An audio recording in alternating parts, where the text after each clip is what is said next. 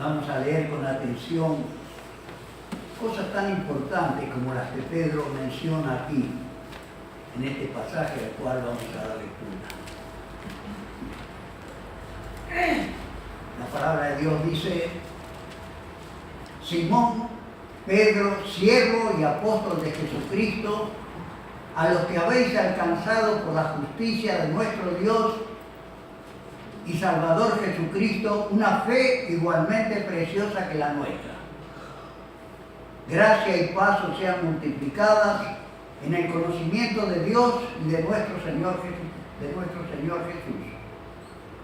Como todas las cosas que pertenecen a la vida y a la piedad nos han sido dadas por su divino poder, mediante el conocimiento de aquel que nos llamó por su gloria y excelencia, por medio de las cuales nos ha dado preciosas y grandísimas promesas, para que por ellas llegaseis a ser participantes de la naturaleza divina, habiendo huido de la corrupción que hay en el mundo a causa de la concupiscencia. Vosotros también, poniendo toda diligencia por esto mismo, añadid a vuestra fe virtud, a la virtud conocimiento, al conocimiento dominio propio, al dominio propio paciencia, a la paciencia piedad, a la piedad afecto fraternal y al afecto fraternal amor. Porque si estas cosas están en vosotros y abundan, no os dejarán estar ociosos ni sin fruto en cuanto al conocimiento de nuestro Señor Jesucristo. Pero el que no tiene estas cosas tiene la vista muy corta, es ciego, habiendo olvidado la purificación de sus antiguos pecados. Por lo cual, hermanos, tanto más procurad hacer firme vuestra vocación y elección, porque haciendo estas cosas no caeréis jamás. Porque de esta manera os será otorgada amplia y generosa entrada en el reino eterno de nuestro Señor y Salvador Jesucristo. Padre Celestial, te pedimos que bendigas esta palabra en nuestras vidas para que nos ayuden a amarte más, a servirte mejor, a serte más fieles. Tu palabra es una palabra viva y que en virtud de esta vida nos ayude a avanzar espiritualmente, en ser más fieles y dignos hijos tuyos. Te lo rogamos en el nombre del Señor Jesús, nuestro Salvador y nuestro Señor. Amén. Como ustedes se habrán dado cuenta, tanto el himno que hemos entonado como el versículo 4 de esta porción nos hablan de preciosas y grandísimas promesas para que por ellas llegaseis a ser participantes de la naturaleza divina, habiendo huido de la corrupción que hay en el mundo a causa de la concupiscencia. ¿Qué son las promesas de Dios? ¿Qué características tienen? ¿Cómo obran en la vida de sus hijos? ¿Y qué finalidad persigue Dios a través de sus promesas? Las promesas de Dios están únicamente en la Biblia. Puede haber comentarios acerca de ellas en otros libros, pero en ningún libro tiene la virtud de ser la palabra de Dios viva y eficaz como brota de las páginas de este libro que se llama la Biblia.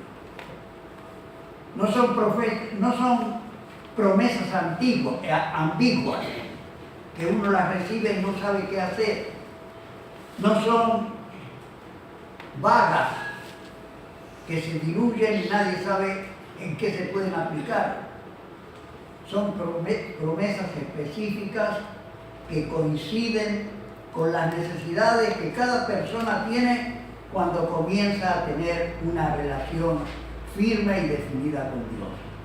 Por eso Pablo habla aquí de a los que habéis alcanzado por la justicia de nuestro Dios y Salvador Jesucristo una fe igualmente preciosa que la nuestra.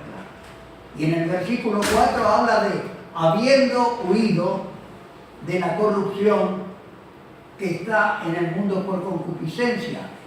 Y en el versículo 3 habla mediante el conocimiento de aquel que nos llamó por su gracia y gloria.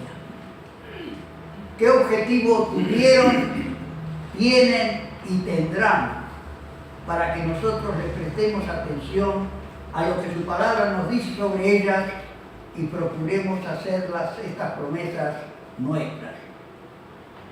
Creo que el resumen de todo es que la realización completa de las promesas en la vida del hombre, del pecador que ha sido rescatado, tiene como finalidad hacerlo caminar en el camino del Señor hasta que, como Pedro dice aquí, le sea otorgada una amplia y generosa entrada en el reino eterno de nuestro Dios y de nuestro Salvador, el Señor Jesucristo.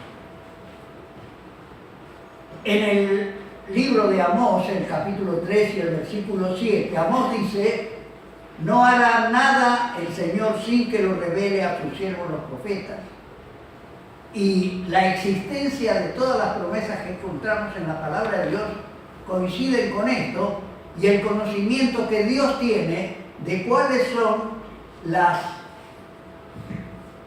trabas o los impedimentos que un creyente puede tener en su andar aquí en este mundo, en base a que el enemigo está allí acechando y esperando el momento oportuno para devorarlo, no para herirlo, para devorarlo. Por supuesto, el conocimiento de estas promesas no tiene que ver con una lectura muy a la larga de la palabra de Dios, sino que tiene más bien que ver con sumergirse en la palabra de Dios, enterarse de todo lo que la palabra de Dios dice con propiedad, de tal manera que la podamos retener en nuestros corazones y podamos saber para cada actitud que tenemos que enfrentar qué es lo que la palabra de Dios dice y en qué nos puede Él auxiliar para darnos la victoria. Todo comienza, por supuesto, como recién mencionamos, por un acto de fe en Cristo y su obra, que nos transforma en hijos de Dios.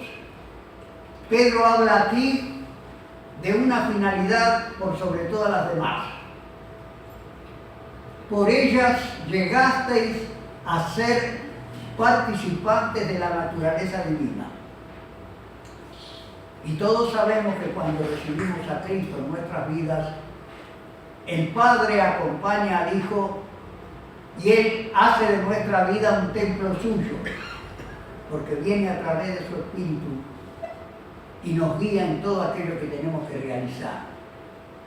Por eso el salmista, el apóstol Pedro, también hace referencia a hacer morir las cosas que corresponden a la vieja manera de vivir y aferrarnos a aquellas que tenemos como elementos fundamentales para avanzar. Es a saber, la palabra de Dios y la oración. Cosas que también Dios usa para, como decía el salmista, conducirnos con su vara y su callado, protegernos y enderezarnos, como Él quiere que nosotros seamos para Él. En el capítulo 11 de Hebreos es el capítulo donde aparecen todos los héroes de fe. Llegamos a entender que las promesas de Dios son el pan diario de la vida de un creyente. Lo sostienen, lo apuntalan, lo animan, lo levantan, hacen todo lo que una persona que tiene a Cristo en su vida tiene que hacer para permanecer fiel a Él. Allí encontramos la historia de un hombre llamado Enoc, que fue tan especial para Dios y anduvo tan bien con Dios, que Dios lo sacó de este mundo sin que él diera la muerte.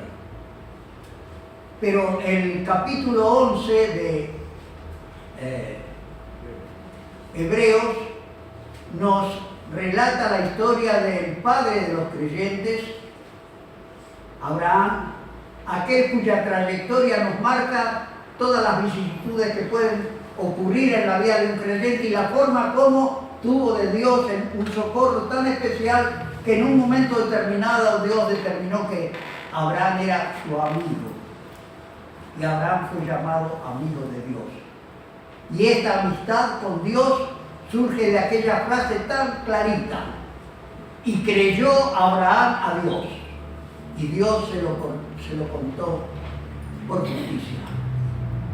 De manera que las promesas de Dios son para restaurar, dar esperanza, mostrar que como Dios está detrás, a través de Dios todo es posible, y no desesperarnos por ninguna situación.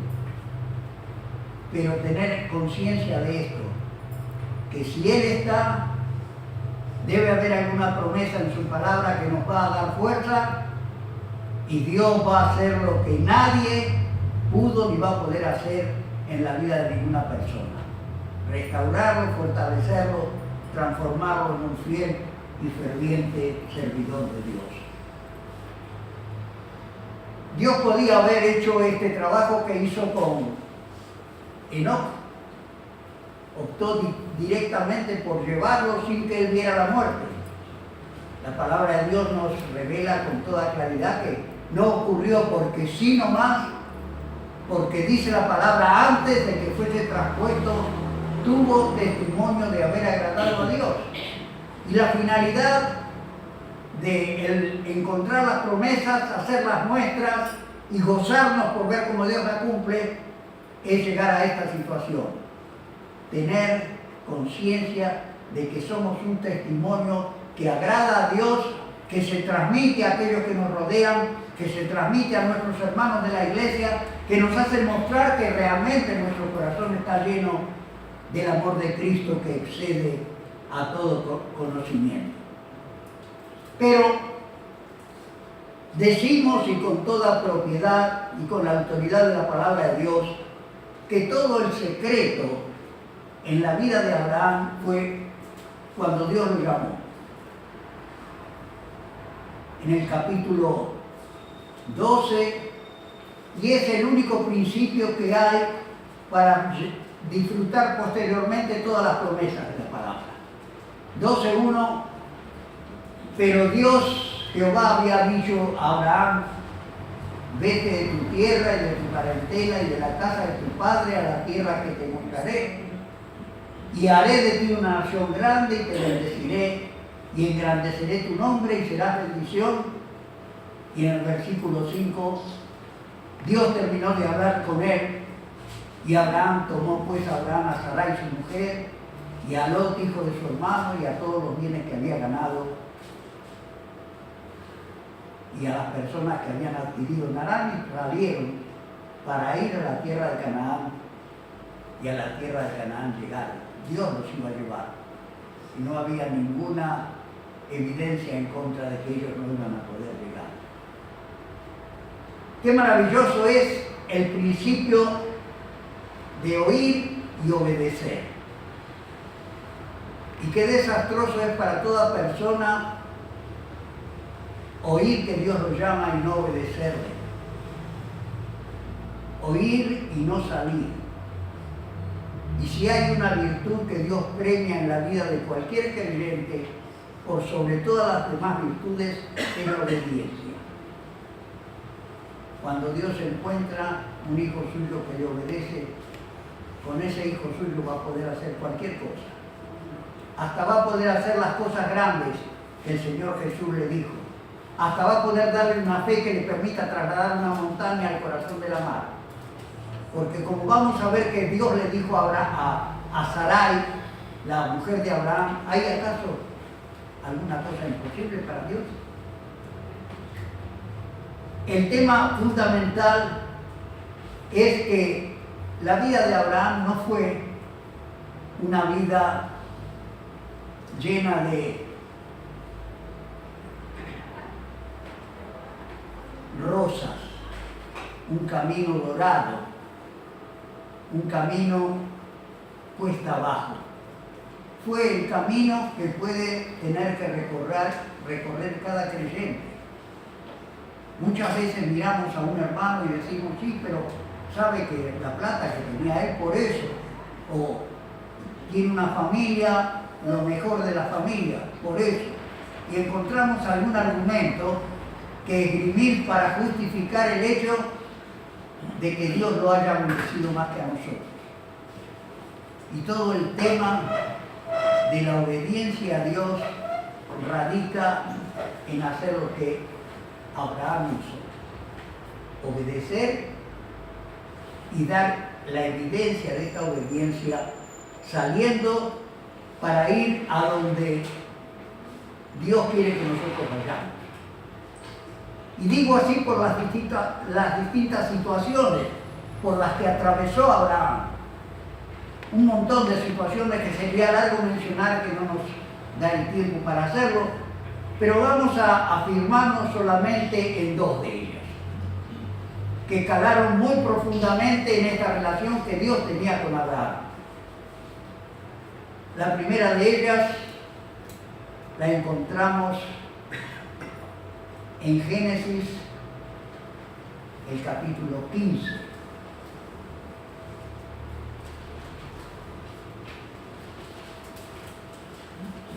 Dios hizo un principio de arreglo con Abraham. Le hizo a Abraham las famosas promesas: te haré padre de una multitud de naciones, en tu descendencia serán benditas todas las familias de la tierra. Y con todo esto, en cierta manera,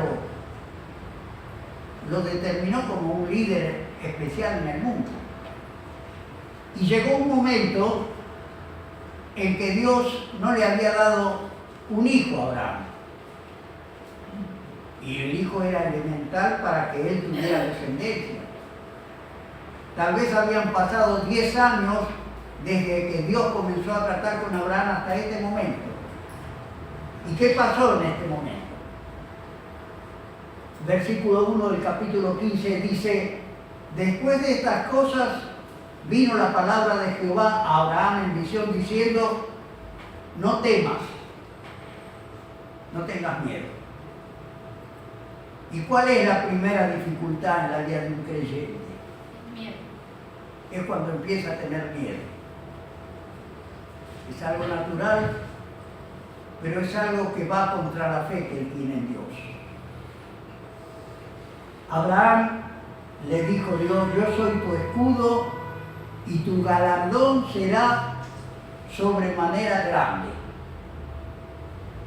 Y volvió ante la falencia que debía ocurrir en la vida de Abraham para que Dios le dijera: no temas. Lo que ocurre cuando nosotros seguimos confiando en las promesas del Señor. Lo llevó afuera, sería tal vez de noche, y en el versículo 5 le dijo: mira ahora los cielos y cuenta las estrellas si las puedes contar. Y le dijo: así será tu descendencia. Y creyó a Jehová, creyó las promesas que Jehová le había dicho, y le fue contado por justicia. En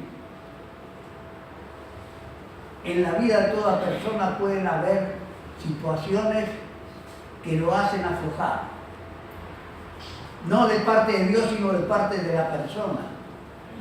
Cuando nosotros cedemos en aquellas cosas que son elementales para mantener una comunión fluida con el Señor, estar en contacto con Él, disfrutar que Él nos acompaña y nos guía, y empiezan a ver cosas que en cierta manera son pequeñas, pero que si nos damos cuenta nos hacen retroceder en la vida espiritual.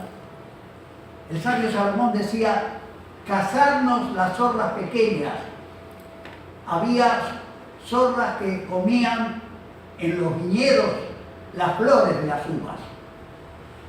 Y cuando llegamos a la conclusión de lo que es la vida de un creyente en la presencia de Dios, nos damos cuenta que está formada por un montón de cosas pequeñas, pero que deben ser observadas y que deben ser respetadas y que deben ser obedecidas. Todavía no tengo heredero, le dijo Dios a Abraham. Abraham ya tenía tal vez 90 años cuando tuvo esta situación. Dios lo habrá llamado antes de allí de su tierra natal. Él vino, le hizo la promesa, pasaron 10 años y el hijo no había llegado. Y aquí Dios, consciente de nuestras debilidades, lo asiste y le vuelve a enfatizar que Él va a estar con él, que va a hacer lo que le prometió y le va a dar el hijo que él busca con tanto afán. Claro, Abraham ya era un viejito en cierta manera y se desdecía de la probabilidad de tener un hijo, pero aprendió que Dios no tiene imposibles. Esta situación está complementada con aquel momento cuando los ángeles vinieron a Abraham y le dijeron que le reiteraban la promesa que iba a tener un hijo, y la señora de Abraham se rió, porque también era parece una buena viejita, pero no tenía la fe de Abraham. Y Dios le recriminó a Abraham este hecho de que ella se hubiera reído de lo que Dios había prometido. Y hermanos, cuando nosotros no creemos alguna promesa que se nos presenta en la palabra de Dios, Dios no se pone contento. Pero nosotros vamos a sentir los efectos de no haber hecho nuestra la promesa que se nos ha presentado. ¿Qué pasó allí? Dios le volvió a decir a Abraham: cuando sea el momento, en el reloj de Dios yo voy a venir y tu señora va a tener un hijo. Hubo también un trámite fuera del programa, la poca fe de Sara. Y Sara era estéril y no podía tener hijos. Y la ocurrencia, como muchas veces tantas mujeres tienen, algunas muy buenas y otras no tan buenas como la de Sara, fue hacer que Abraham tuviera un hijo con una sierva suya. Pero qué importante es, hay un versículo, yo no lo marqué aquí, después nació el hijo de esta sirvienta como un hijo de Abraham. En un momento determinado Dios le dice a Abraham: hacerle caso a tu señora y echar a la sirvienta con el hijo. Y le dice: de él también voy a hacer una gran nación, porque él es hijo tuyo. No estaba en lo que se llama la línea de la promesa, pero como Dios le había prometido que iba a bendecir a su descendencia, prometió que iba a bendecir a este muchacho, a Ismael, padre en este momento, según se estima, de toda la oposición que Israel está sufriendo allí en la franja de Gaza, y salió del mismo lomo que salió la línea de los salvados, de los que son hijos de Dios, de los que aceptan las promesas de Dios. Qué prueba, ¿no es cierto? Llegó el momento cuando Sara se asombró, estaba embarazada, y dijo: y cualquiera que me conozca se va a reír conmigo, que yo ya siendo una anciana voy a tener un hijo. Pero hermanos, tenemos que postrarnos ante esta realidad. Si Dios está, no va a haber imposibles. Él va a hacer lo que nosotros no podemos hacer. Muchas veces es importante que nosotros le digamos: Señor, yo no lo puedo hacer. que Él sepa que esa es la convicción que tenemos, volcando nuestra responsabilidad en que Él puede hacer todo. Y aquí le nació el hijo Abraham, a través del cual Dios le dio una segunda prueba crucial en su vida. El muchacho creció y en el capítulo 21, creo que es de Génesis, Abraham, el amigo de Dios,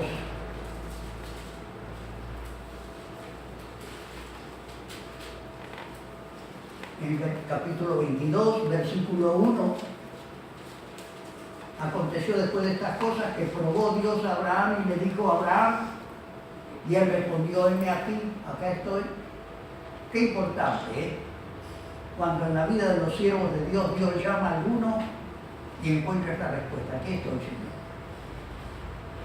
Cuando Samuel empezó a tener los contactos con el Señor,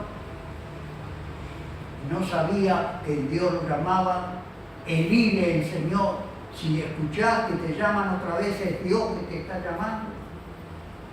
Y aprendió a decir lo que tenía que decir, consiguió hacer lo que es necesario hacer.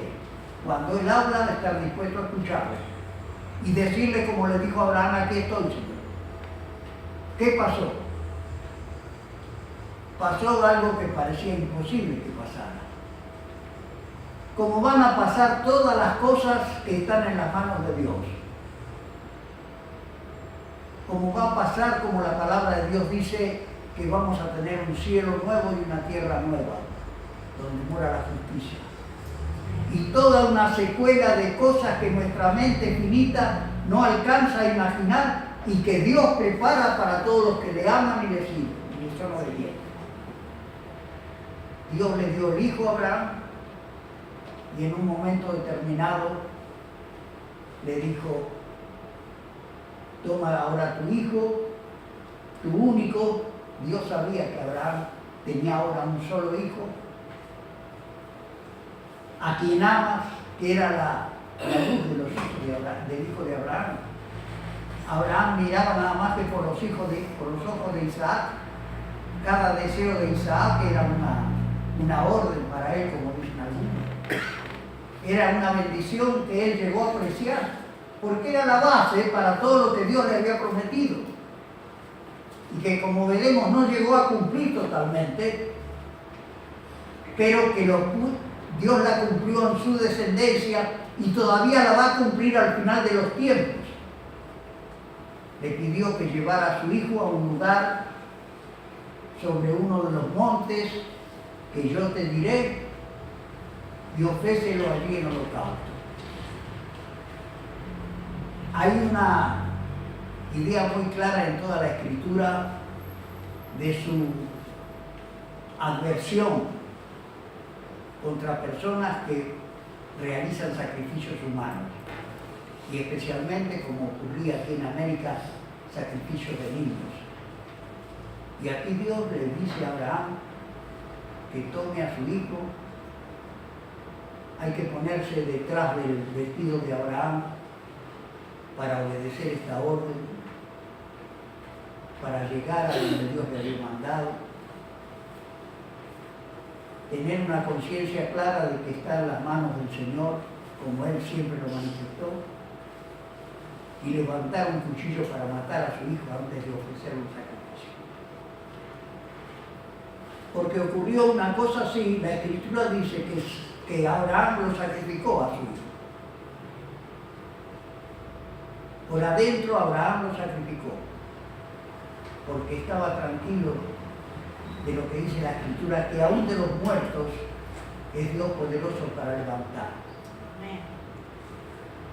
Pero aquella prueba de la fe de Abraham, en pos de las promesas, selló con Abraham un pacto que él siguió manteniendo a través de todas las edades y pese a todas las desviaciones que ha tenido, tiene y tendrá el pueblo de Israel. Hasta ver cómo en el milenio el pueblo de Israel va a tener el lugar que Dios le asignó en la promesa que le dio a Abraham.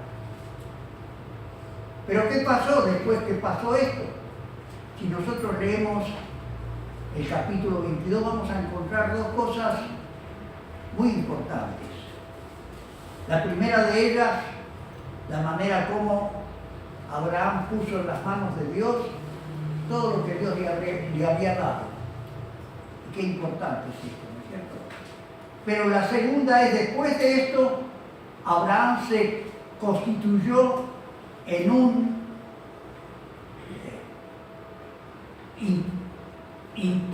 intermediario entre Dios y las ciudades de Sodoma y de Gomorra. Y Abraham empezó a pedir a Dios para que él no destruyera estas ciudades. Y yo sostengo que no hay bendición del Señor en la vida de ninguna persona que no traiga consecuencias grandes y largas. Y la alegría de Abraham de llegar a interceder hasta a una forma que uno podría decir, tenía coraje Abraham cuando empezó con 45 o 50 personas y llegó a ir intercediendo hasta que llegó a 5. Pero esto ocurre cuando en la vida de un creyente nos aferramos a las promesas que Dios nos da a través de su palabra y le obedecemos a Él. Como dije al principio, todas las promesas de Dios están en su palabra. Dios ha provisto todas las promesas que necesitamos para verle a Él real en nuestras vidas y poder servirle. Y la experiencia de Abraham nos habla de aquellos que en el capítulo 11 de Hebreos, de los cuales el escritor dice que muchos de ellos no llegaron a ver totalmente cumplidas las promesas, pero las vieron de lejos, las creyeron y las saludaron y reconocieron lo que ellos eran y lo que era Dios. Pero vamos a dejar por un momento esto para revisar las consecuencias que Pedro dice que tiene una persona que hace suya las promesas de la palabra de Dios y la finalidad de las promesas en la vida de una persona. Pedro dice con toda claridad en este capítulo 1 y versículo 2,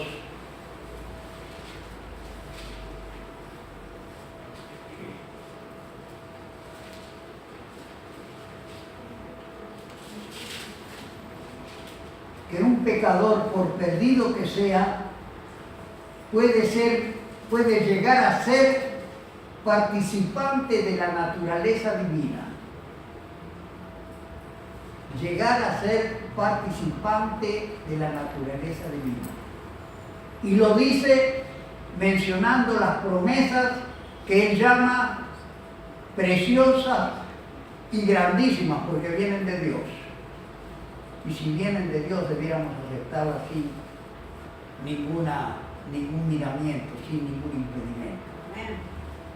Cuando recibimos a Cristo en nuestros corazones, Él viene a nuestras vidas, el Padre viene con Él. La promesa es que entraremos a Él, cenaremos con Él, que Él con nosotros hará una fiesta en nuestra vida.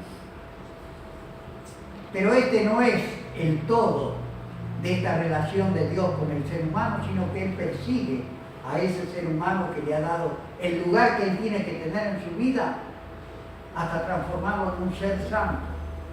Por eso la Escritura dice que los creyentes tienen que llegar a ser un pueblo de sacerdotes y gente santa. Por eso la palabra de Dios dice que sea cual fuere la condición de una persona que ha recibido a Cristo, tiene que llegar a ser santo. Porque el lugar que Dios está preparando en el cielo es para personas que sean santas. La vida de los cristianos se basa en una sola cosa: en añadir en algo que ya tenemos, en empezar con algo que ya existe. Por eso cuando encontremos y mencionemos, así nomás como ya las hemos leído, todas las recomendaciones de Pedro con relación a nuestra relación con Dios, vamos a encontrar que Pedro dice: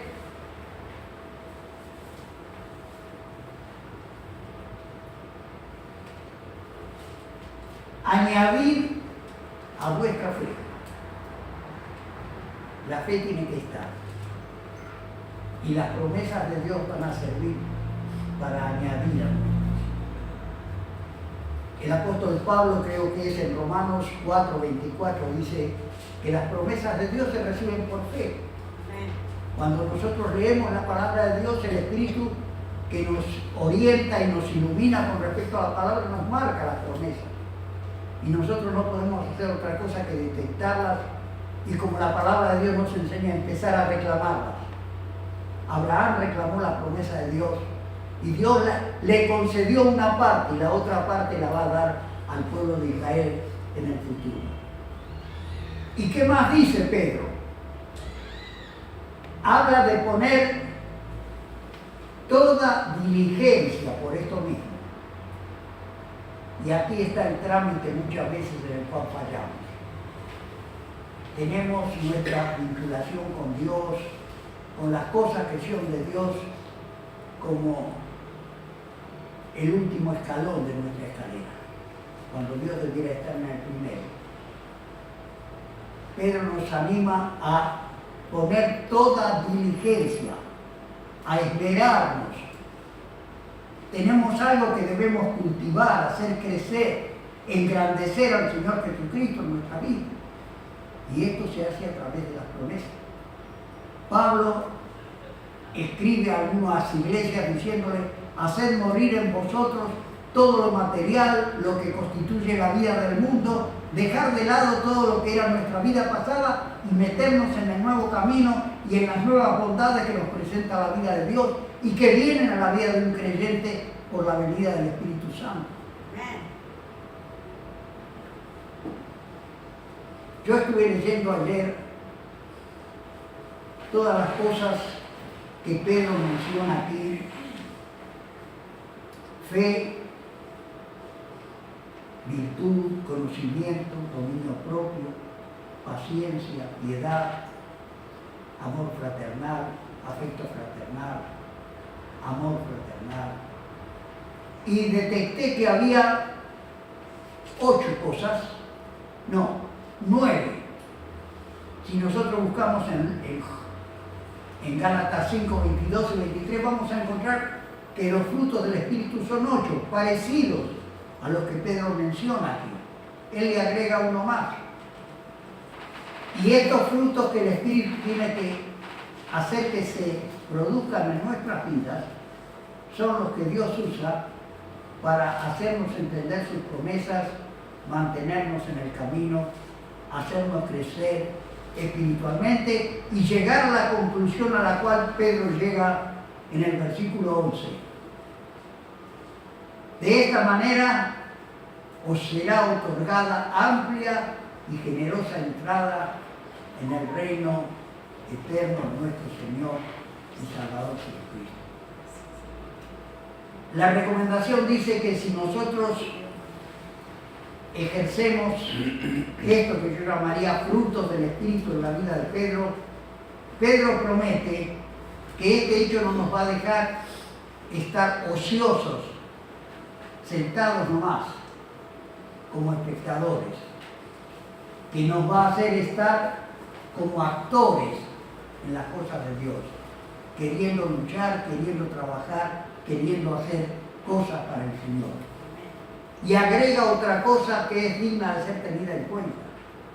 Él tiene en el versículo 9 esta palabra: el que no tiene estas cosas que él ha mencionado, le está faltando algo.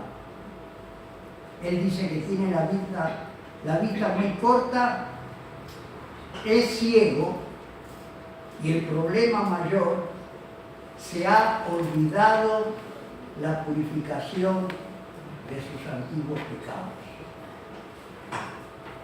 Y cuando alguno de nosotros cae en esta situación, cuando el estado espiritual en el cual se encuentra no le dice vos tenés que ir y congregarte, vos tenés que crecer espiritualmente, vos tenés que luchar por las cosas de Cristo, vos tenés que amar a todos los creyentes, vos tenés que tener paciencia con todos los creyentes y ayudar. Cuando no hay en nosotros esto, es porque está faltando algo. Pedro dice que el que no tiene estas cosas tiene la vista muy corta, es ciego, pero lo más fundamental de todo, se ha olvidado lo que Dios ha hecho en su vida. Se ha olvidado la purificación de sus antiguos pecados. Y el anteúltimo de los asuntos importantes que Pedro dice es que haciendo estas cosas en el versículo 10, y aquí llega un detalle que es fundamental en la vida de un creyente. ¿Cuántos creyentes luchan con situaciones anteriores que no han podido superar? Y la vida de ellos consiste cada día en pedir perdón, Señor, caído otra vez, perdón, Señor. Y aunque la palabra de Dios dice que el que es nacido de Dios no practica el pecado, el diablo encuentra la manera cómo hacerlo caer y cada día se da un nuevo porrazo espiritual. ¿Qué dice Pedro aquí con relación a esto? Pedro dice así: por lo cual, hermanos, tanto más procurad hacer firme vuestra vocación y elección. Si usted se preocupa por crecer en las cosas del Señor, Pedro dice, haciendo estas cosas, no caeréis jamás.